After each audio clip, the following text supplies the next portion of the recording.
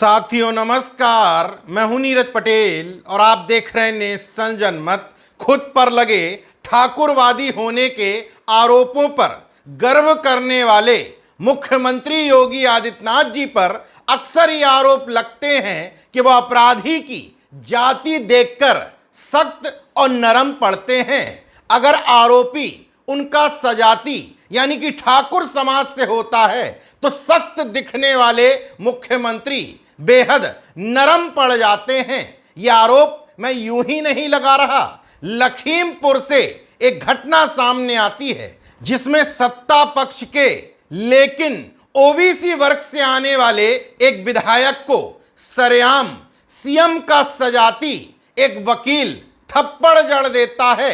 वकील का एक करीबी शख्स विधायक को जमीन पर पटक देता है। एक पुलिसकर्मी विधायक को ही गिरेबान पकड़ करके कॉलर पकड़ करके घसीटता है। मगर इस तथाकथित रामराज्य में मजाल है कि सीएम के सजाती को गिरफ्तार करना तो छोड़िए, कोई एफआईआर भी दर्ज कर सके। लखीमपुर कीरी कांड में मुख्यमंत्री योगी आदित्यनाथ जी का जातिवाद खुल करके सामने आ गया। ऐसा मेरा कहना नहीं बल्कि लखीमपुर समेत पूरे प्रदेश भर में आंदोलन और प्रदर्शन करने वाले पिछड़े वर्ग के खासतौर पर पटेल समाज के लोगों का ही कहना है। लखीमपुर खीरी में स्वाभिमान रक्षा सम्मेलन का आयोजन किया जाता है। विभिन्न पार्टियों के विभिन्न जातियों के लोग शामिल होते हैं। एक ही डिमांड रखी जाती है कि सत्ता पक्ष के यानी कि बीजेपी विधायक को थप्पड़ मारने वाले अवधेश सिंह और उनकी पत्नी जो बीजेपी नेता हैं पुष्पा सिंह पर एफआईआर दर्ज करो। तमाम नेता इस स्वाभिमान रक्षा सम्मेलन में शामिल होते हैं, लेकिन एसपी साहब मुश्किल से जब ज्ञापन लेने आते हैं तो कहते हैं 2 दिन का समय चाहिए। मुख्यमंत्री योगी आदित्यनाथ जी, अगर अवधेश सिंह आपका सजाती ना होता तो किसी अन्य आरोपी के मामले में भी आप इतनी ही नरमी बरतते।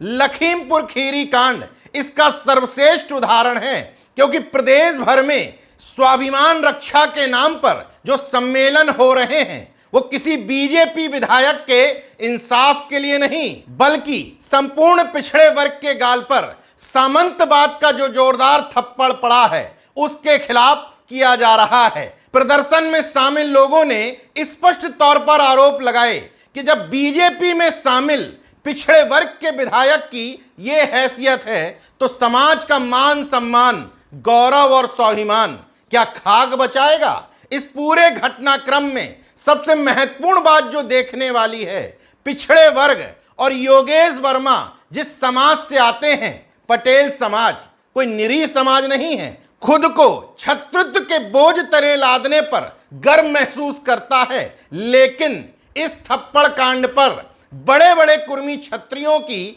भुजाएं नहीं फड़बड़ाई।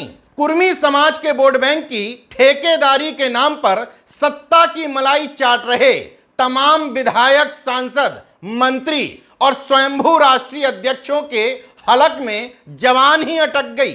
वो तमाम नेता जो अपने परिवार के किसी सदस्य को एमएलसी, मंत्री, विधायक बनाने के लिए बीजेपी नेतृत्व से अड़ जाते हैं, इस तरह के मामलों पर निरीह होकर के कहते हैं क्या करें, हमारी तो कुछ चल ही नहीं रही।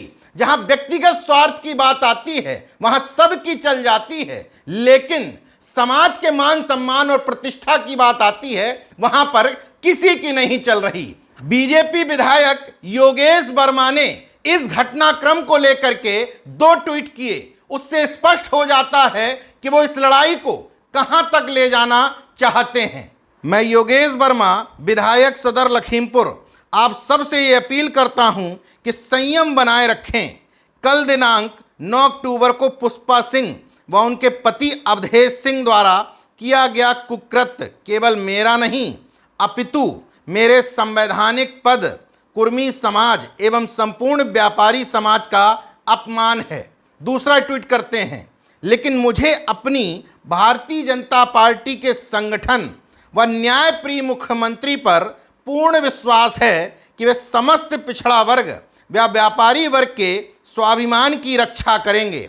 व्यापारी वर्ग का नाम इसलिए उन्होंने जोड़ा क्योंकि इस थप्पड़ कांड से पहले बीजेपी व्यापार प्रकोष्ठ के जिला संयोजक राजू अग्रवाल को महज इसलिए पीट दिया गया था क्योंकि अवधेश सिंह की पत्नी के खिलाफ चुनाव का पर्चा भरने पहुंचे थे, ऐसा विधायक पक्ष का आरोप है।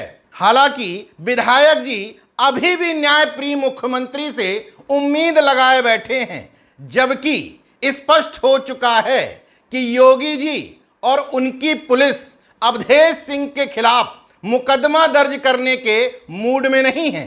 ये वक्त आर पार की लड़ाई का था, अपने मान सम्मान और स्वाभिमान को वापस पाने का था। लेकिन विधायक जी या तो समझ नहीं रहे या समझकर भी अनजान बने हुए हैं कि वास्तव में बीजेपी जिलाध्यक्ष सुनील सिंह समेत पूरी पार्टी उनके साथ खड़ी है।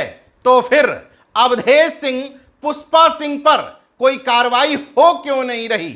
एक विधायक जैसे संवैधानिक पद की गिरेबान पर गाल पर थप्पड़ मारने की पुलिस के सामने जुर्रत कैसे हुई?